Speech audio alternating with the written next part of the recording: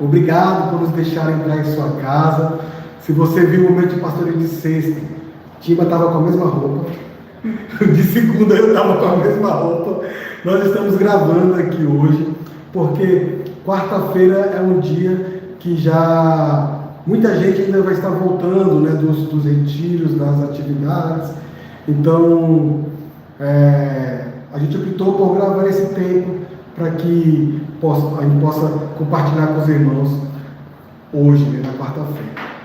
Nós, na quarta-feira agora, é um dia que está marcando o encerramento dos nossos retiros, né? O retiro da família, o retiro dos jovens, que foi lá em Igaraçu, da família foi em Sairé.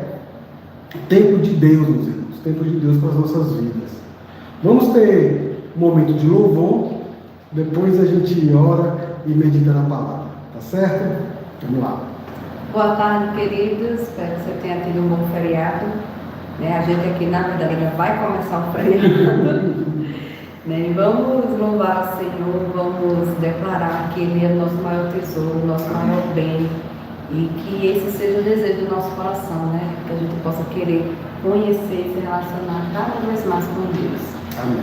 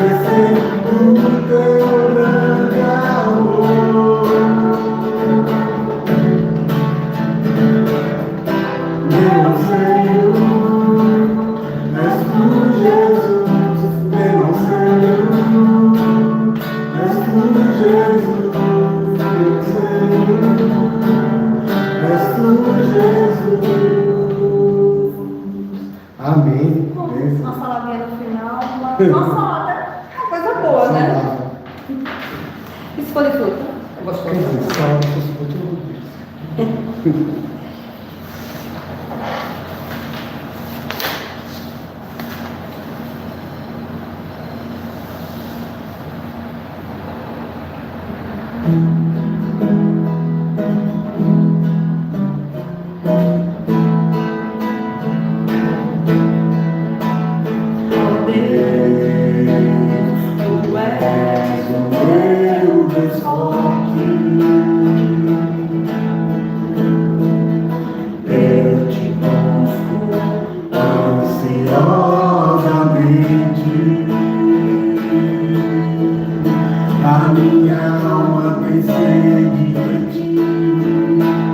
meu corpo te almeja como terra árida, exausta e sem água. Assim eu Te contemplo no santuário para ver tua força, tua glória, porque a tua graça é melhor do que a vida, os lábios te louvam. Assim eu te contemplo no santuário para ver tua força e tua glória, porque a tua graça é melhor do que a vida, os meus olhos te louvam, os meus lábios te louvam.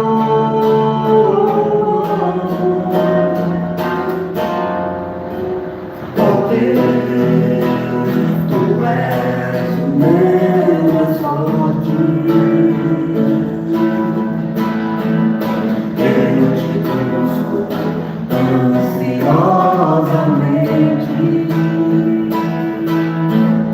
a minha alma tem sede de ti, meu corpo te almeja como terra árida, exausta sem água.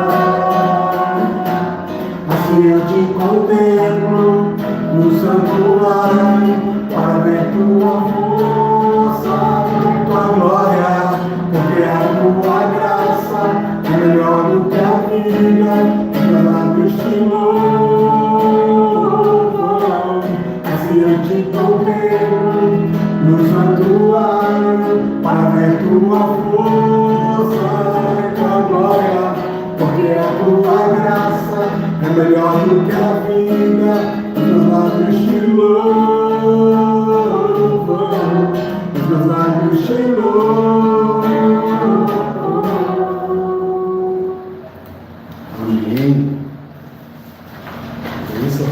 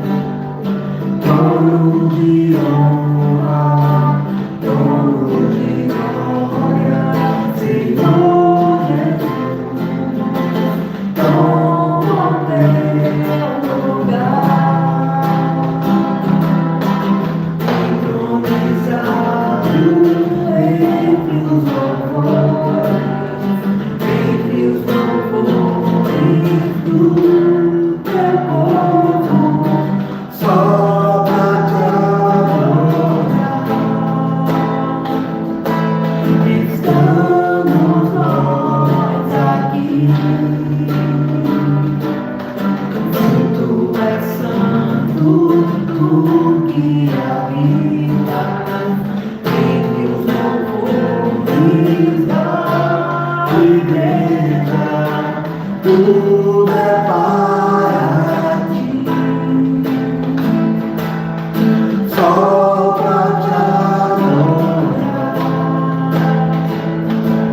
Estamos nós aqui, Senhor.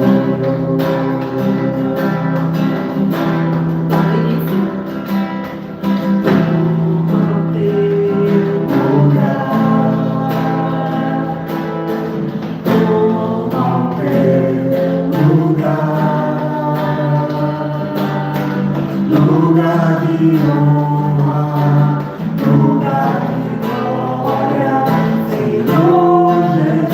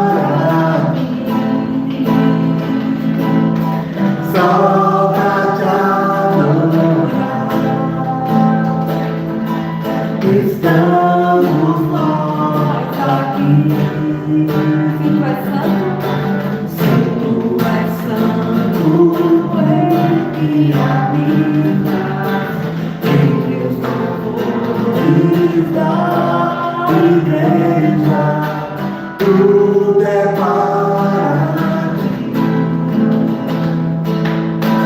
Só para te adorar estamos nós aqui, Senhor. Amém. Que bênção termos essa certeza em nossos corações, o motivo pelo qual buscamos a Deus, adorar e glorificar o nome dele, viver a plenitude da sua glória desde já, é o que diz as Escrituras. Vamos orar? Vamos orar, primeiramente louvando a Deus pelos tempos que Ele nos deu aí durante esse feriado. Tempos, muitos irmãos estiveram no Retiro da Família, no Retiro de Serra Branca, lá no Retiro de Jovens também. Outros irmãos estiveram aqui em Recife e tiveram a oportunidade, inclusive, de cultuar no domingo, o pastor Sávio pregou. Enfim, vamos louvar a Deus porque temos novamente a oportunidade de voltar à nossa rotina, à agenda que Ele está nos dando. Vamos orar aí pelo retorno, né, das atividades da igreja pós esse período de feriado. Então, no próximo final de semana, já com EBD, com culto, com o departamento infantil funcionando, né? A vida segue conforme Deus tem nos dado. Vamos orar também por nossa liderança, por nossa nação, pelos enfermos. Eu vou pedir para que você, enquanto está nesse tempo ouvindo, coloque o teu pedido de oração, meus irmãos. Coloquem aí no chat, porque é a oportunidade de nós orarmos uns pelos outros, mesmo após, né, a divulgação do vídeo. Tá? Vou pedir para a nossa irmã Natália fazer essa oração. Senhor Deus e Pai, obrigado, Senhor, por esse dia. Tu és maravilhoso, Tu és um Deus misericordioso, Senhor. E nós estamos muito agradecidos por tudo que Tu tens feito no nosso meio, Senhor. Nós não somos merecedores de tamanha bondade, mas o Senhor tem sido gracioso conosco, Senhor. Nós te agradecemos por cada bênção derramada, em nossas vidas, Senhor, pelos livramentos que o Senhor nos dá, que nem enxergamos. Ó Deus, nós te agradecemos porque ocorreu tudo bem nesse retiro, nós te agradecemos porque a Tua mão nos conduziu, Senhor. Nós te pedimos agora, nesse momento, pela nossa liderança, pelos nossos pastores, nossos presbíteros, que o Senhor esteja orientando, Senhor, que o Senhor esteja dando sabedoria do alto para que eles possam conduzir a Tua igreja numa caminhada santa, numa caminhada de aperfeiçoamento, Senhor. Te peço também pelos diáconos que têm trabalho tão importante na Tua casa, Senhor, que o Senhor esteja renovando suas forças espirituais e forças físicas, meu Deus. Te peço também pelos líderes de PG, pelos professores de EBD, que o Senhor esteja dando sabedoria, Senhor, para conhecer a Tua palavra, para poder passar aquilo que Tu queres que seja ensinado com clareza, que o Senhor esteja iluminando cada um deles, Senhor. O Senhor sabe as dificuldades que cada um enfrenta, o Senhor sabe também, às vezes, até mesmo a dificuldade de compreensão, os momentos ali, que o Senhor esteja se revelando, Senhor, no meio daqueles estudos, que o Senhor esteja revelando Sua graça, Sua glória, Deus. Ó Deus, eu te peço nesse momento também, pelo nosso país, Senhor, que enfrenta tantas situações difíceis, um momento de tanta incerteza, mas nós temos a certeza que Tu estás no comando de tudo, Senhor. Tu é que tens o domínio, não só sobre a nossa vida, mas também sobre a nossa nação e sobre o universo, Senhor. Tudo está nas Tuas mãos, Senhor. E que o nosso coração saiba descansar em Ti, Senhor. Que não sejam as notícias que venham assaltar o nosso coração, Senhor. Que nosso coração esteja descansando em Ti e Te buscando e aprendendo mais de Ti, Senhor. Que o nosso maior desejo seja estar perto de Ti e seja ver essa nação, Senhor, debaixo da Tua prostrado diante de Ti, Senhor. Seja, que a gente possa, o nosso maior desejo seja ter uma nação que Te adora, Senhor, de verdade. A gente te pede que o Senhor dê sabedoria a esses políticos que governam o nosso país, Senhor. Um país que tem tanta desigualdade, um país tão grande, mas que o Senhor dê sabedoria a eles, meu Deus, que eles possam conduzir essa nação com justiça. E eu te peço nesse momento também, em especial pelo presbítero Luiz dos Anjos, que o Senhor esteja falando através dele aos nossos corações, abençoa cada lar que está te ouvindo agora, que está nos ouvindo agora, que possa te ouvir também nesse momento, que não seja o presbítero Luiz dos Anjos falando, mas que seja a tua voz, Senhor, falando neste momento. Em nome de Jesus é que eu te oro. Amém. Amém. Amém. Bênção. Obrigado. Vamos abrir as nossas Bíblias agora, meus irmãos, em Marcos 9.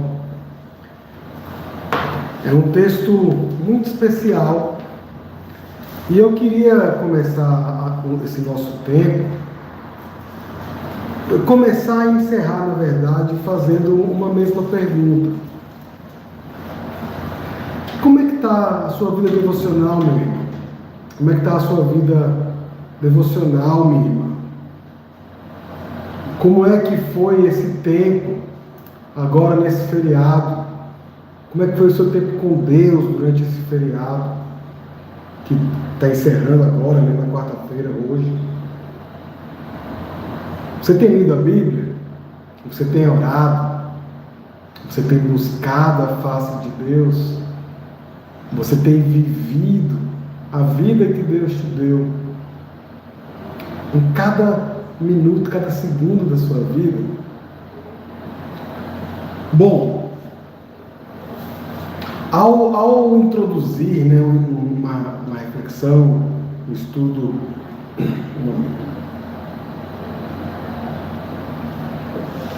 sobre o capítulo 9 do Evangelho de Marcos, o pastor Hernandes Dias Lopes, ele diz que o homem, o ser humano, né, ele é um ser religioso. E isso não é algo aleatório. Deus foi quem colocou a eternidade nos nossos corações. Por isso nós estamos o tempo todo buscando, nós enquanto humanidade, né, caminhos para chegar até o céu. O problema é que espiritualmente a humanidade é muito confusa. A queda, a separação de Deus faz com que o homem pense que ele mesmo pode abrir esses caminhos, né? Desbravar caminhos até o céu. Não há um caminho, mas cada um segue o seu caminho. A gente ouve tanta coisa nesse sentido, né? Mas na verdade é algo impossível. Isso só é possível de uma forma, é o sentido inverso. E foi o que Deus fez. Deus abriu o caminho a partir do céu. Só Ele pode fazer isso. E é uma razão pela qual aqueles que são de Deus têm agora uma vida que a gente chama teocêntrica. Uma vida que o centro de tudo é Deus. A gente precisa ter essa convicção e a intencionalidade de nossas ações e pensamentos a partir dessa verdade. Porque essa verdade é a essência da identidade que Deus nos dá. Ao mesmo tempo, quanto aqueles que recebem, né, uma nova vida de Cristo vivem assim, o homem sem Deus vive por si e para si. O homem sem Deus, o homem após a queda, ele se idolatra, ele se acha merecedor, ele se acha digno, né? Não só de que as pessoas vejam, reconheçam e o sirvam, mas que o próprio Deus o sirva. Tantas pessoas que buscam, que querem as bênçãos de Deus, mas não o Deus das bênçãos, é assim que a gente fala. E esse é o grande problema, porque essas pessoas estão temendo não a Deus, estão temendo a vontade de Deus. e elas preferem então sua própria vontade, porque aí elas acham que tem algum tipo de controle, né? Elas querem ver as suas vontades feitas no céu e não a vontade de Deus, do Pai, feita aqui na terra, né? O nosso texto hoje, espero que você já tenha conseguido abrir aí, né, nesse tempo de introdução, Marcos 9, é um texto longo, são 50 versículos, são 8 perícopes, né? Bastante coisa para a gente adentrar com profundidade em apenas uma hora. Na verdade, muitos desses textos aqui, dessas perícopes, existem inúmeras pregações. Eu poderia até fazer uma série em cada uma dessas perícopes. Mas então, para a gente conseguir resolver aqui,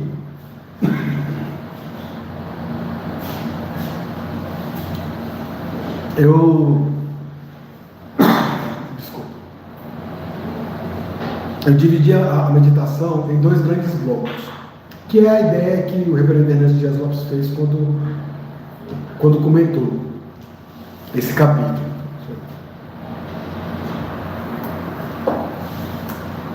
Bom, a primeira parte, a gente vai falar sobre 3 tipos de espiritualidade. Isso envolve, para a gente, a metade do texto em termos de perícopes, né? São 4 perícopes. Primeira, a passagem da transfiguração. Isso é um texto muito conhecido, né? Está nos 3 evangelhos sinóticos, tanto Lucas, Mateus e Marcos tratam desse texto, e a gente tem muita preciosidade, muita coisa somente nessa passagem. Após a passagem da transfiguração, né, os discípulos questionam a Jesus sobre a vida de Elias. Nós temos a narrativa de um jovem possesso e depois Jesus predizendo a sua própria ressurreição. Vamos começar com a passagem da transfiguração. Jesus sobe ao monte com 3 discípulos, Pedro, Tiago e João. Os irmãos devem estar vendo isso aí no versículo 2 do texto. No texto paralelo de Lucas, a palavra diz que Jesus não apenas chamou eles, não foi algo à toa, não foi bora ali comigo. Não é isso. Jesus chamou eles para orar. Ele tinha um propósito específico. Porém, a gente vê que os 3 discípulos, do modo geral aqui, nessa passagem, lá no monte com Cristo, eles não alcançam as alturas espirituais da intimidade com Deus, de tudo que estava acontecendo naquele momento. Na verdade, eles não entenderam bem o que estava acontecendo ali. Eles tiveram uma dificuldade de discernimento. E isso é um pouco, conforme explica vários teólogos, né, o próprio Ernesto Dias Lopes, William Hendricks, que são questões da própria vida devocional dos discípulos, né? Eles estavam vivendo uma religiosidade muito grande, mas ainda não tinham muita profundidade no seu relacionamento com Deus. Diferentemente de Jesus. Jesus tinha uma motivação muito clara. Ele queria estar com o Pai. Ele queria mais intimidade com o Pai. Ele era um com o Pai e buscava o tempo todo, né, mais intimidade, conversar, consultar, falar com Deus o tempo todo. Todo o ministério de Jesus, ele é repleto de oração, recorrentemente e insistentemente. Jesus não cessa de orar. O tempo todo ele está buscando a Deus. O tempo todo ele está apresentando suas causas diante de Deus. Mesmo agora, né, nessa passagem, que é uma narrativa onde ele está tratando da cruz. Só que, ao subir o monte, os discípulos se distanciaram um pouco de Jesus, né? O texto deixa isso a entender para a gente. Jesus estava, um pouco mais para frente a gente vai ver, conversando com Moisés, com Elias, e os discípulos não estavam ao lado de Jesus, estavam um pouco distantes. Eles se distanciam. Parece que eles não sentem a necessidade ou nem mesmo prazer em orar. E esse é um grande perigo, né, na vida devocional, na vida espiritual de qualquer pessoa. Se é verdade que os discípulos sentiam assim, sem esse prazer, sem essa necessidade, né, de uma vida de oração, até este momento, que fique bem claro, né, que é o texto que a gente está lendo, a gente pode até falar que eles foram meio que a reboque nesse momento. Foram porque Jesus chamou. Né? Meio que Jesus está chamando a gente, bora, Jesus está chamando, mas sem a preocupação de ter um tempo de oração, sem a preocupação de ter um tempo de devoção a Deus, eles apenas foram. Né? E a palavra nos permite acreditar que é verdade essa percepção acerca deles, porque no texto de Lucas, capítulo 9, versículo 32, o que diz é que eles estavam dormindo enquanto Jesus orava. Já pensou? Jesus fala assim, vamos ali comigo orar? E aí eles vão, quando chega no morro, dormem, e Jesus fica orando sozinho. Deixaram Jesus no vácuo. Só que Jesus não estava em vácuo nenhum aqui, meus irmãos. Porque foi um momento imenso. É um momento enorme em que eles estavam vivendo. Antes da gente avançar especificamente na história, deixa eu te perguntar. Você tem tido zelo nos momentos em que está se reunindo com outros irmãos, seja na igreja, não seja na igreja, e ter um tempo de oração, de agradecer a Deus? Em Deuteronômio 8, quando Moisés está narrando para o povo que queria entrar na Terra Prometida, o tempo que a geração anterior tinha vivido no deserto, né? Que eles sentiram fome, Deus deu maná, sentiram sede, Deus fez sair água das pedras. Aí Moisés ele fala assim, olha, vocês vão entrar nessa terra, vocês vão comer, e não é porque vocês plantam bem, vocês são bons agricultores, é porque é uma terra abençoadora que Deus está te dando. E vocês vão se saciar. Vão comer, vão se saciar e louvar a Deus. E adorar a Deus. É o que o texto lá fala. Em todos os nossos momentos da vida, a palavra de Deus, o próprio Deus está nos chamando para uma vida de intimidade com Ele. Momentos felizes, momentos de comunhão, às vezes momentos que parecem bobagens. Pode ser que tomar um cafezinho, tomar uma Coca-Cola e comer uma coxinha com um amigo e irmão em Cristo não seja motivo para orar, mas é sempre motivo para orar. Mas voltando ao nosso texto, então eu estava falando, era um momento, né, imenso. Tentem visualizar isso. Jesus, Moisés e Elias. O Filho de Deus, o único Filho de Deus, unigênito do Pai, o maior legislador que já houve dentro do povo de Deus, Moisés, recebeu de Deus as tábuas da lei, e o maior profeta. Então, a lei estava ali representada, os profetas estavam ali representados, mas todos eles eram sombra do que o próprio Cristo representava. Bom, e os discípulos faziam o que, meus irmãos? Os discípulos dormiam. Imagina isso, algo mais precioso que isso. O discípulo está dormindo. Os três. A falta de oração, ou a falta da percepção da importância de orarmos e buscarmos a Deus, fez com que, num momento como esse, eles fossem meros espectadores, porque eles acordam e veem. Mas eles não estão sendo parte, eles estão apenas sendo espectadores disso. E o pior de tudo, espectadores confusos desse momento que é único. Eles não conseguem discernir bem as coisas de Deus que vêm ali naquele momento, naquele tempo. A gente e aqui eu estou falando, obviamente,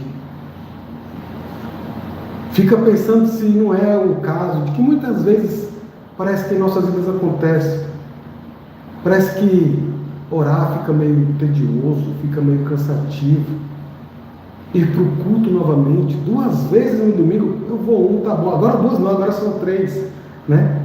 Porque a partir do próximo domingo a gente tem culto às 7 da manhã aqui na igreja também.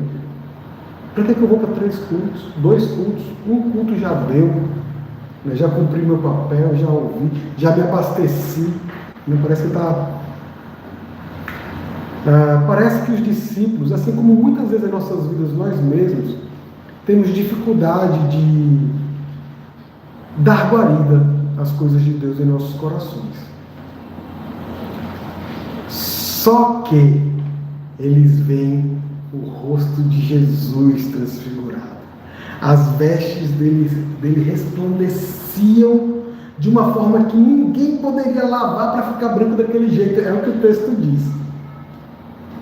Eles têm um êxtase, aquele sentimento forte, né? Mas não tem discernimento espiritual. É como pessoas que vêm à igreja à busca de uma experiência com Deus que me faça chorar, que me faça gritar, que me faça pular, que me faça rodar. Não é isso que a gente vê hoje em dia nas igrejas? Mas intimidade com Deus. Essas pessoas não buscam. Elas não têm discernimento de como encontrar a Deus, de como conhecer o Pai. E os discípulos aqui agora, quando eles veem Jesus resplandecendo, vem Moisés e vem Elias, né? E não só isso, um pouco depois, uma nuvem luminosa e a voz do próprio Pai. Que momento é esse, né? Uau, que momento é esse? Mas mesmo assim, eles não discerniram a centralidade da pessoa de Jesus. Eles não discerniram que ali é sobre Jesus, era sobre Jesus. E aí qual é a proposta que eles fazem? Vamos fazer 3 tendas para ficar por aqui. 3 tendas fica bom, né? Uma tenda para cada um. Uma para Moisés, uma para Elias e uma para Jesus. Vocês já se perguntaram por que não 6 tendas? Porque tinha 3 discípulos também, né? Ou ia ficar um discípulo com cada uma dessas personalidades? Na verdade, lembrem-se que a palavra tenda, no sentido hebraico, no sentido bíblico, remete também a templo, a um lugar de adoração. Os discípulos estavam colocando Moisés e Elias no mesmo patamar que Jesus. Eles estavam propondo uma adoração a Moisés e a Elias da mesma forma que Jesus. Havia muita religiosidade, mas havia pouca intimidade com Deus. É como quando a gente fala só que tal igreja, ou que tal pastor, ou que Deus tem abençoado tantas igrejas, assim como a nossa. Deus nos deu um pastor piedoso aqui na Igreja das Graças e em muitas outras igrejas também, né? Isso não é motivo para nós adorarmos o nome da igreja ou o pastor, mas para nós adorarmos a Deus, adorarmos ao próprio Cristo. É a centralidade de Cristo em nossas vidas, né? O teocentrismo. Então, é isso que estava acontecendo. Os discípulos vejam que eles estavam verdadeiramente confusos, queriam adorar os 3 por igual.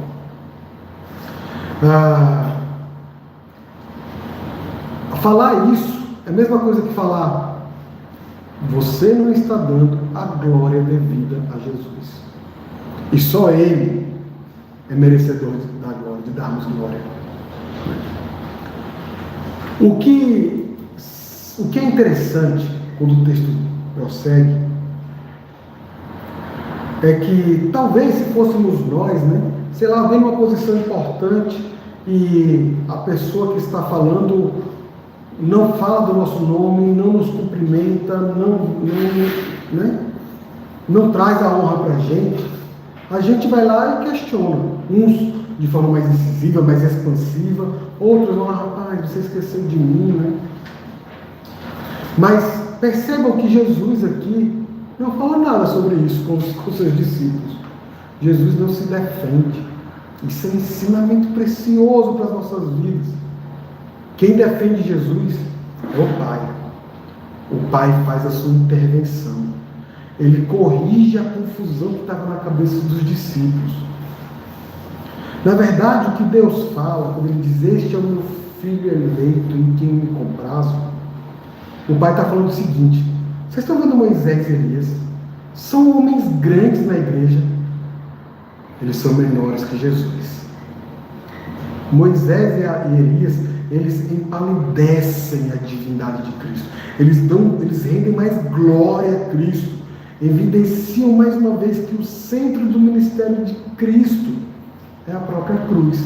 Porque era sobre isso que eles estavam falando lá. Então Moisés e Elias presentes é falando: olha, Jesus é o mais importante. A gente veio aqui para falar com ele do ministério dele, porque ele cumpre tudo aquilo que a gente falou e profetizou milhares de anos atrás. Bom, seguindo a história, ao mesmo tempo, os demais discípulos estavam lá embaixo. Eles estavam no vale. Havia uma grande multidão. Alguns escribas estavam lá. E a gente agora fala da espiritualidade no vale, né? E havia uma grande discussão com os escribas sobre o ministério de Jesus. Os discípulos de Jesus e os escribas discutindo o ministério de Jesus. E ao mesmo tempo, um pai traz seu filho endemoniado. Esses discípulos estão agora cara a cara com o diabo. E colhendo o quê? Colhendo um grande fracasso. Porque esse demônio que está dentro do filho, essa casta demoníaca que está lá, não atende a voz deles. Eles estavam envoltos em discussões que não levam a nada.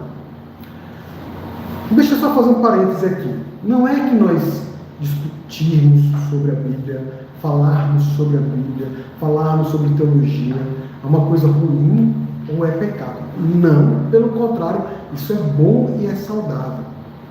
Mas isso não é a essência do nosso relacionamento com Deus. Isso é uma consequência do nosso relacionamento com Deus.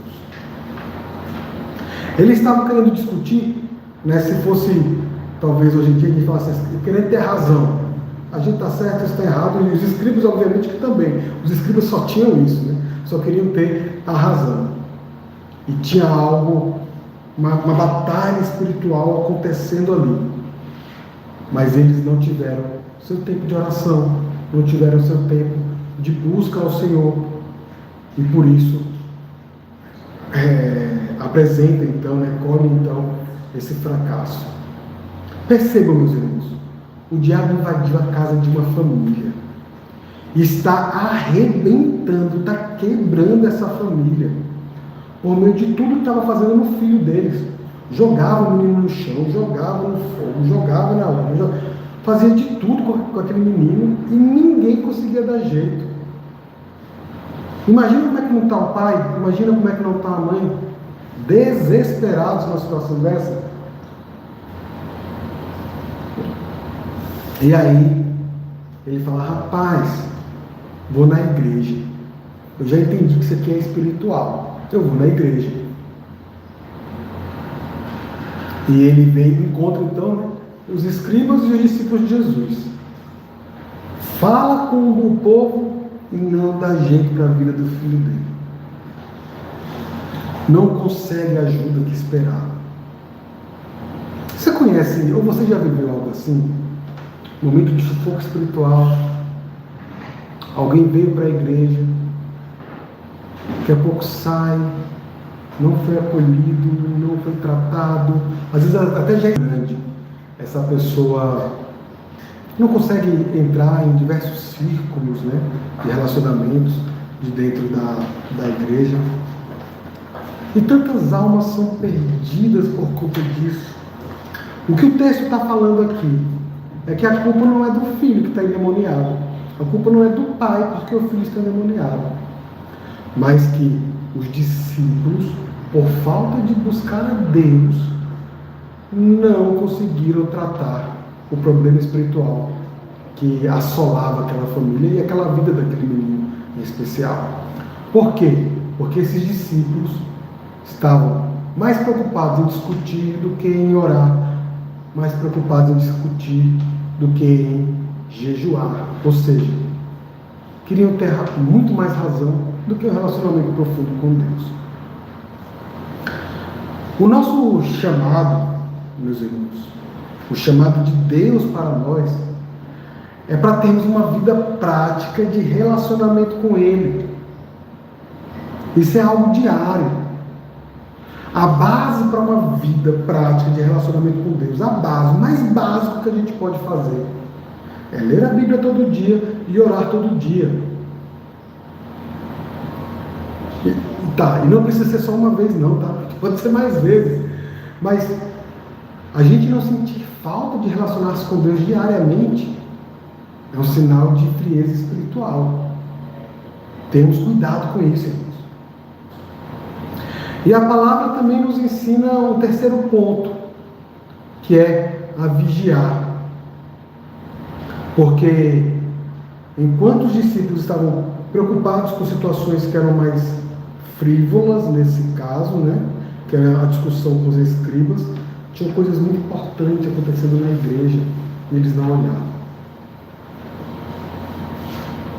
Então, é como se eu falasse, olha, eu estou preocupado porque a corda do violão quebrou, porque o instrumento tal desafinou, ou porque, sei lá, a bateria aquilo. E paro e deixo de louvar a Deus verdadeiramente.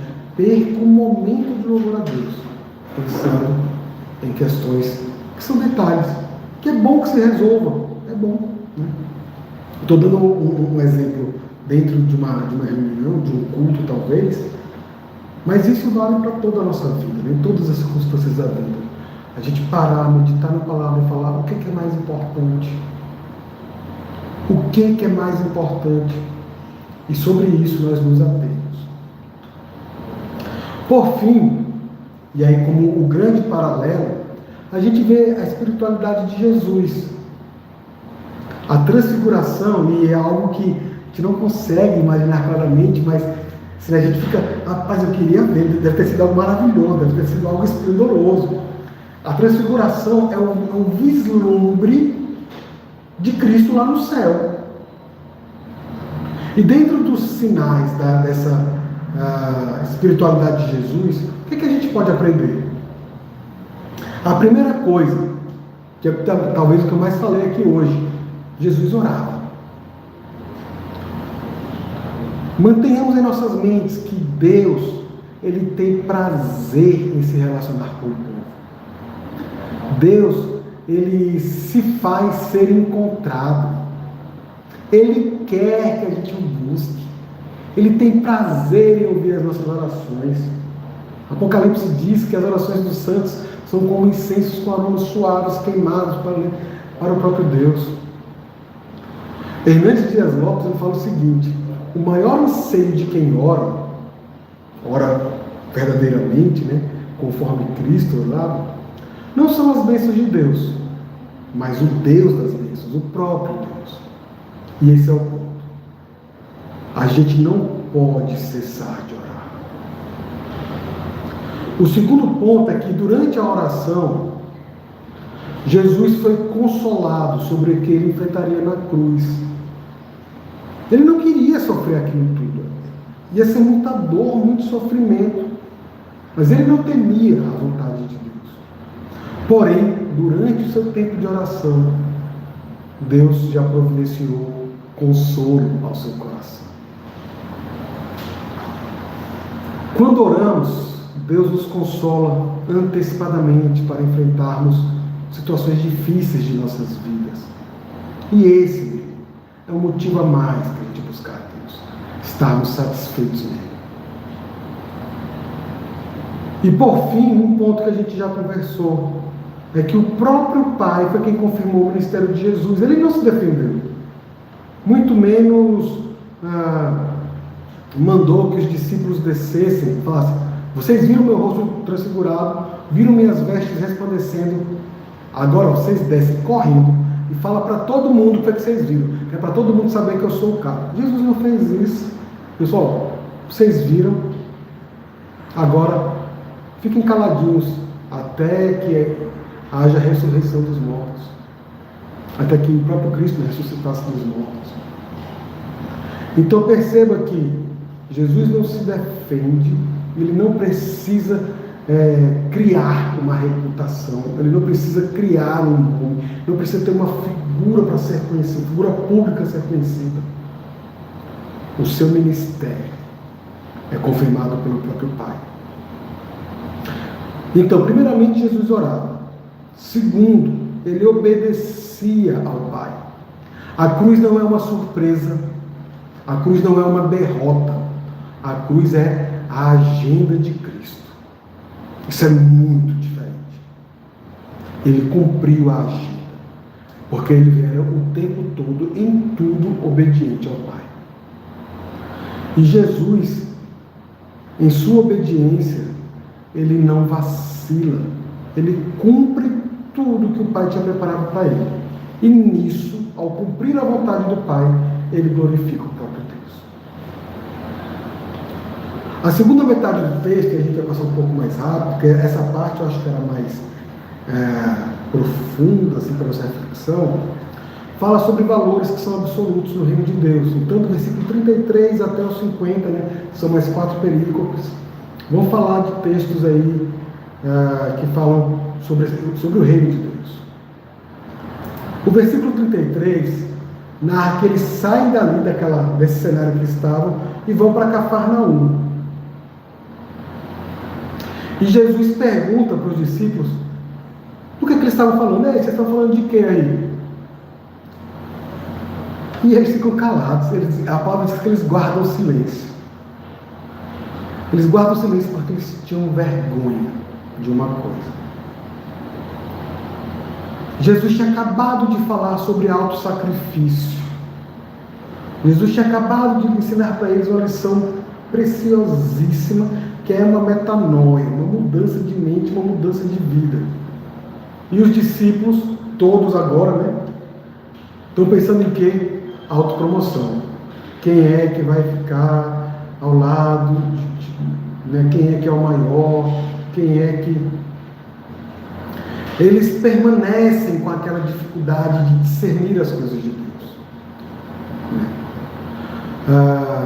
Só que agora a multidão já não está presente, porque Jesus tinha expulsado o demônio daquele menino, eles tinham partido em direção a Cafarnaum, a multidão tinha sido dispersada.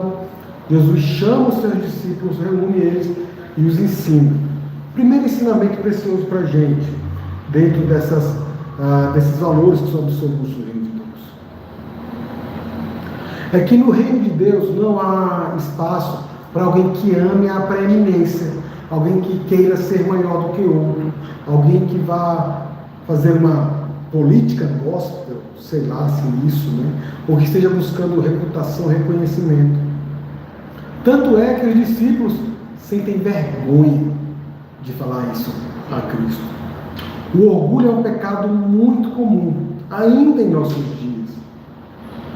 E a gente costumeiramente cai nisso, se acha melhor, tanto em quem nós somos, quanto no que nós fazemos. O jeito que eu faço é melhor, o jeito que eu gosto é melhor, e se você não fizer ou não gostar do mesmo jeito que eu gosto, eu me chateio, eu me entristeço, eu me afasto de você. Nós vivemos isso o tempo assim, constantemente temos exemplos disso acontecendo, e isso é triste. Isso é triste, porque é evidência de uma barreira que está sendo criada entre nós e Deus, mostrando que estamos distantes do arrependimento diante de Deus e distantes de amar o próximo. É como está dito lá em Provérbios 16, 18. A soberba precede a ruína. O segundo ponto é que no reino de Deus, ser grande é ser servo. Pense numa torre enorme. Na sociedade, parece que o mais importante é quem está no último andar. Porque no último andar eu vejo tudo, eu vejo toda a terra, eu estou acima de todos. Tira o primeiro andar, cai tudo. O primeiro andar está servindo a todos. É uma analogia que eu vi o reverendo Hernandes Dias Lopes fazer, mas que é uma grande verdade. O grande no reino de Deus é aquele que serve. Eu não estou falando de ter uma posição servil, de ser um abestalhado, de ser um bobão, mas de ter uma atitude que livremente atende à necessidade do próximo, dos outros, sem esperar uma recompensa por isso. É uma vida de humildade. Isso sim é sinônimo de grandeza no reino de Deus. Um terceiro ponto, que até a gente falou um pouquinho, pincelou anteriormente, é que no reino de Deus, uma intolerância a outros povos, outros nomes, não encontra guarida. Não é um povo exclusivista. Então, em uma das perícopes dessa segunda metade do texto, João proíbe um homem que expulsava demônios em nome de Cristo. E por que ele proibiu esse homem de continuar expelindo demônios? Perceberam que os discípulos não conseguiram, pouco tempo atrás, fazer exatamente isso. O homem fez e estava dando certo. E João, ele fala, ele verbaliza, ele diz: ele não é um dos nossos, ele não faz parte do grupo apostólico. Se não está comigo, eu não quero que faça o que eu tenho que fazer. O homem estava fazendo uma coisa boa, da maneira certa, em nome de Jesus, com um resultado positivo. E João se preocupou com não estar parte do grupo, não faz parte do grupo mais próximo de Jesus. A gente vê isso em nossos dias com tanta tristeza ainda, Algumas linhas teológicas, algumas denominações que falam: você não é nem presbiteriano, você não é nem crente, você não é nem... Porque detalhes, coisas simples, são diferentes. E esquecem de olhar, mais uma vez, aquilo que é mais importante. O novo Evangelho, o Evangelho da salvação, sendo pregado, sendo propagado. Vidas se arrependendo dos seus pecados, conhecendo o único e verdadeiro Deus. O reino de Deus expandindo pelos quatro cantos da terra. Homens que servem, que temem a Deus. Mulheres que servem e temem a Deus. E a gente quer se pegar a detalhe, a gente para de ter até mesmo amor ao próximo. Que é na verdade até o próximo ponto, que o reino de Deus exige renúncia de tudo aquilo que nos afasta da santidade, ou que faz com que o nosso próximo até mesmo tropece. Tem um teólogo chamado William Barclay, ele diz que precisamos extirpar qualquer hábito, ou abandonar qualquer prazer, ou renunciar qualquer amizade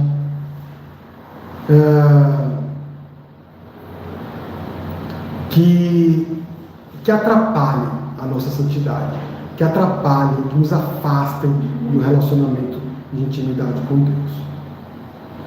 Não é à toa que nessa mesma linha de pensamento, o apóstolo Paulo fala lá aos Colossenses: fazei, pois, morrer a vossa natureza terrena. É uma nova vida, meus irmãos. E para aqueles que preferem o velho homem, a vida antiga, o reino de Deus revela que existe uma condenação eterna para todos aqueles que rejeitam o caminho da santidade. Tantas pessoas que falam, não vou pegar exemplos que são corriqueiros talvez, né, na vida de alguma comunidade cristã. Ah, mas beber não é pecado, beber vinho, beber cerveja não é pecado.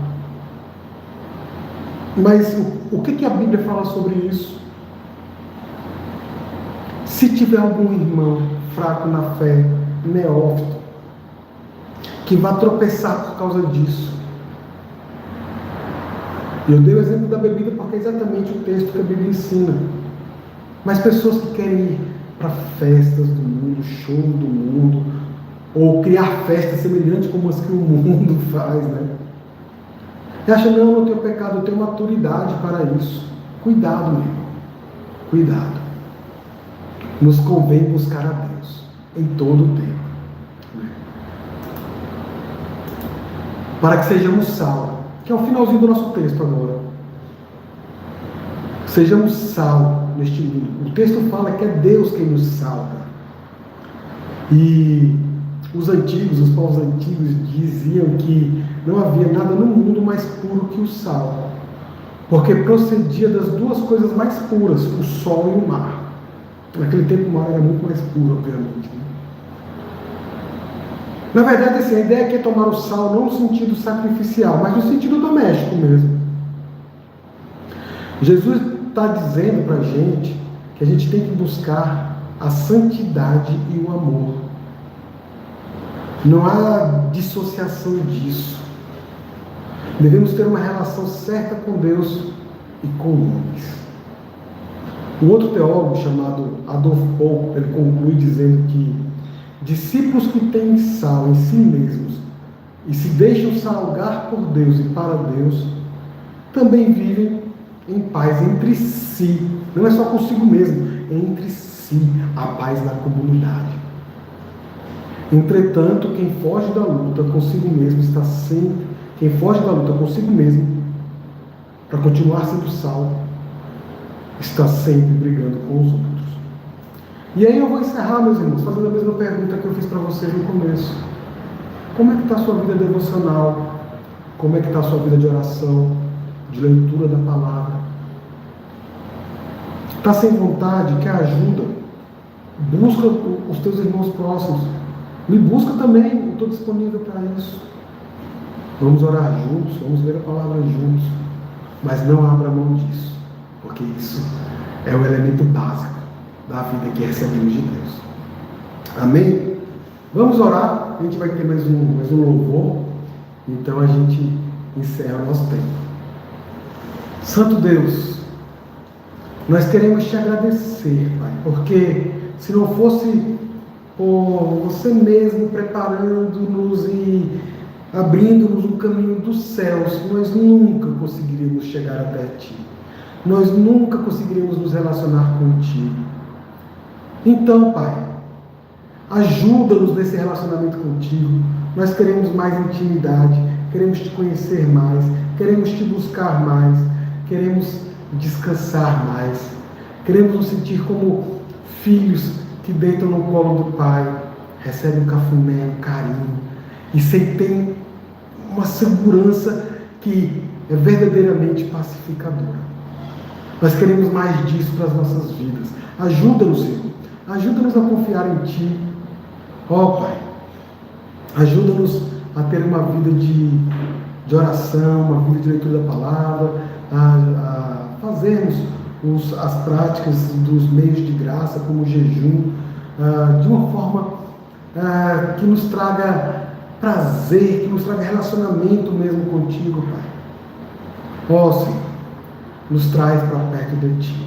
Abençoa meus irmãos que ouviram essa meditação, essa reflexão.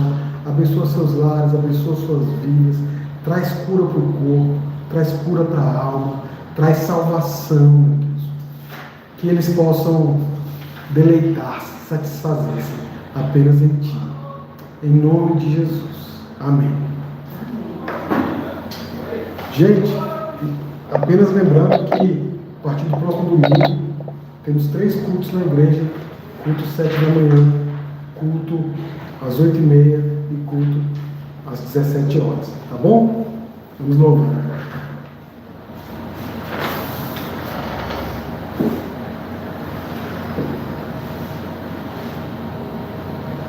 Vamos encerrar assim, pastor Elomano.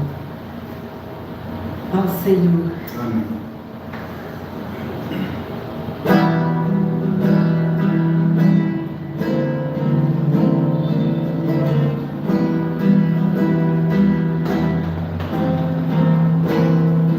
Todo ser que vive, Louva o nome do Senhor.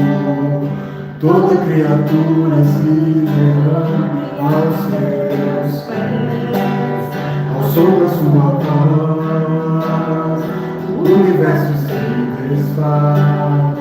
Não há outro nome comparado ao grande eu sou. E mesmo sendo pó, com tudo que há em mim,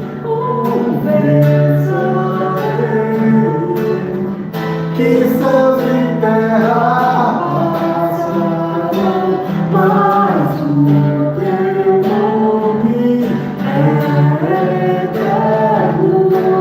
Todo jeito dobrará ao ouvir teu nome, teu santo nome.